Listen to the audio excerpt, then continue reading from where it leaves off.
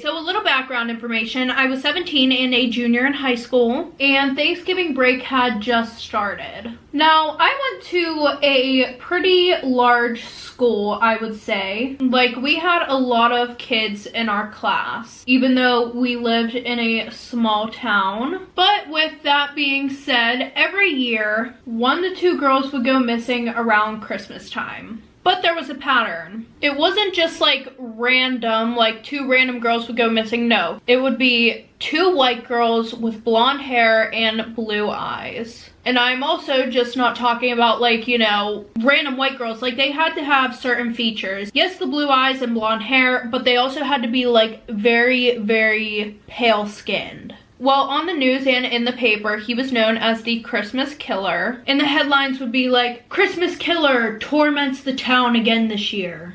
I don't know, don't even ask me. The worst thing is that he would dump the bodies in the woods, so they would get covered by the snow, eaten by animals, and then they would be found whenever it was hunting season. It was just all over, a dark stain on what was supposed to be the most joyful time of the year. Anyway, so school had just started again, but everybody was already talking about Christmas break because nobody wanted to be in school. I would say I wasn't the coolest girl, but definitely had my little group of girls that I could trust. We loved that. We basically do everything together, to be honest. Like, every spring, we would be on the softball team. We were also super good. So on Friday nights, our group would go to the basketball games together and sleep over at one of each other's houses. It was like a routine almost. We would all pre-game together and get ready. And then after, we would have Emma's mom take us to the game. So we get to the game, she tells us to have fun and be safe, and then she drives off. Well, as soon as we got to the game, we all got our slushies from the snack stand, and we went to the bathroom, and we thought we were so cool pouring our little vodka shots into our slushies. Terrible decision though. My 2 friends, they threw theirs out,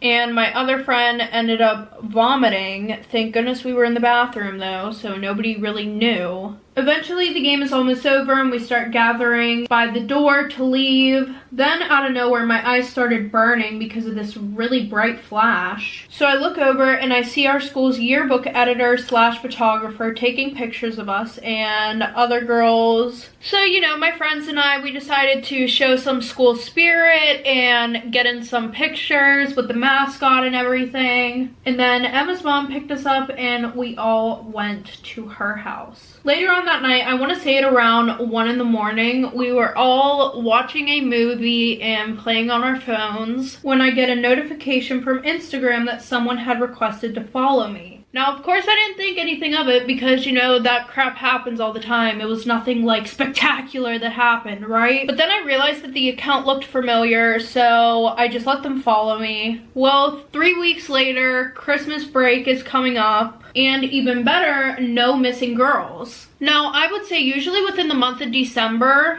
like early on in December, 2 girls would go missing. It wasn't like, you know, on Christmas Day, all of a sudden we all woke up and 2 girls were missing, you know? And it also wasn't blizzarding out like it usually was. Well, on December 21st, that's when all hell broke loose in my small town. So you know that uncomfortable feeling that you get whenever a guy is looking at you? Not like in a, oh, like I really like you so I'm gonna stare at you way, just like a creepy stare, you know? Well, I was standing in the hallway with my friends and I kinda got like this feeling that someone was just watching me and staring at me. So I turned around and it was the school photographer. But he was taking pictures of other people, but like the camera was facing towards me and people were standing in front of me, but I still felt that he was looking at me, not them. Well, to add on to that, he would constantly ask to take my photo. It even got to a point where he would come to my classes and ask to take me out of class and take my photos. Yes, I felt like it was super weird, but as a girl, whenever you freak out on somebody because you think things are a big deal when they really are, people will be like, oh, you need to chill, like, settle down, da-da-da-da-da. So I never actually said anything to him or anybody else about it because I didn't want to be told you're making a big deal out of nothing. Well, the school photographer would walk in my class at 1:15 p.m. on December 21st and ask for some more photos of me, I guess. And I guess my graphics teacher saw how uncomfortable I was. So he said to the photographer, nope, she's good. She's fine here. She doesn't need any more pictures, is what he says. Well, then after that, my graphics teacher said that he wanted to have a talk with him in the hallway. So at this point, our whole class is like, what the hell is going on? Because it's like, he could have just said, nope, you know, it's fine, and then left it alone. But he was like, started getting heated with him. In my honest opinion, I just thought it was gonna be something like, stop pulling my students out of class, da-da-da-da-da. Because it was always in like the extracurricular activities, I guess, that he would pull the students out of.